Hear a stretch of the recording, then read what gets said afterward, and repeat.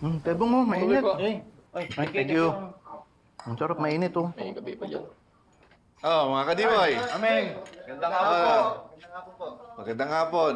Sige, kain lang kayo. Kain lang. Sarap nga, bagong luto. Ang sisigla. Ang gaganda ng ngiti ah. Palibasa, alam may sweldo ngayon eh. Pero, Ameng, bakit wala pa ho si Ikit? Dati-rati, maaga niya kami pinapasahod. Oo nga po, mga alas 3 pa lang nagpapasweldo na siya. Eh, alas 4 na. Wala pa rin siya. Saka sa buong maghapon po, hindi namin nakita si Ikit. Kahapon naman, hindi rin ho siya pumasok. Talaga tong si Ikit oh. Nung una pa kasi yung pagbo-boyfriend ng apam eh. Ano po yun, aming?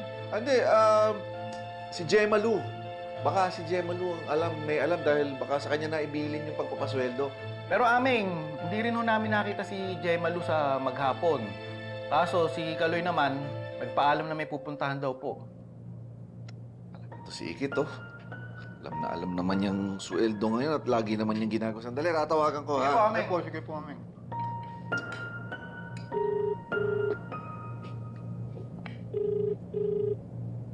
No?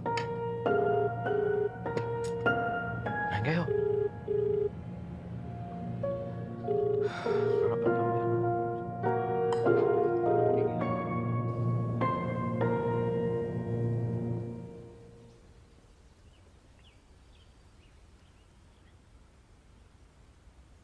Grabe ka, inubos mo talaga lahat. Sana nag-iwan ka dun sa mga nakapila. Oh, of course. I love everything JLM, LGS. Ay, saan kaya naman kinuha mga pinang-shopping mo? Siguro kinaskas mo na naman ang isa sa mga credit cards ko, no?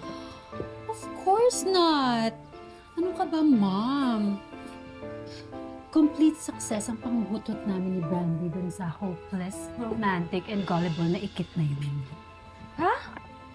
Ibig sabihin mo, lahat yan katas ng love scam mo kay Ikit? Yes! Saan naman kumuha ng gano'ng kadaming pera yung babaeng yun? Ano pa ba? Eh di ginalaw niya yung pera ng company nila. Goodbye na lang doon sa mga sweldo ng mga tour guide nila dahil inubos ni Ikit dun sa imaginary boyfriend mo. Magwawala si Gani pag nalaman niya ang ginawa ng santi-santita niyang anak. Exactly.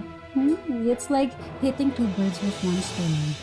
I got everything that I need for the party and masisira si Ikit kay Tito Gani, which means wala nang kukontra sa plano mo. Mag-ina talaga kayo. Tara, you wanna try out? Yes! Ay, Mommy,